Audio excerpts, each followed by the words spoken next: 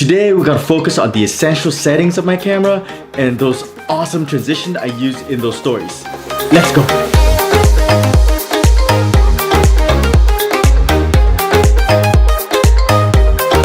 For those run and gun situation, I tend to leave it on 60 frames per second because it's just a lot easier to slow down in post when I want to. And at 60 frames per second, you want to make sure your shutter speed is 1/125. I leave my ISO on auto.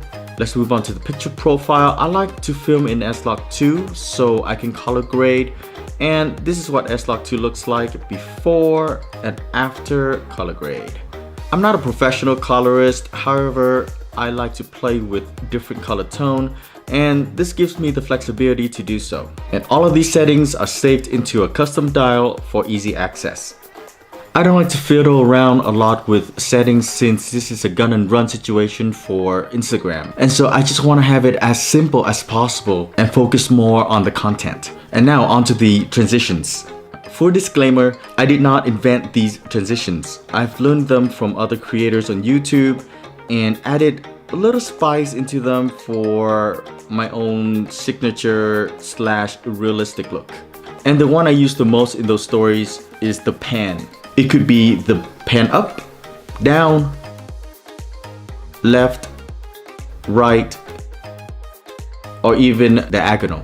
Take pan up for example. When you are ready to cut to another scene, I find it works better when the two scenes are not too contrasty against each other. And try to keep the same pace when you whip them or pan them, whatever you want to call it. And for that realistic look, before I wipe away, I added this pre-wipe motion. And when ending the wipe on the second scene, I also added a breaking motion. That is how I create the realistic feel to the effect.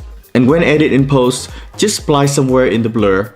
And if it's not smooth enough, you can drop in the cross dissolve between the cut and you are all set. And that is it for me, guys. If you find this video helpful, please give it a thumbs up and subscribe if you haven't already.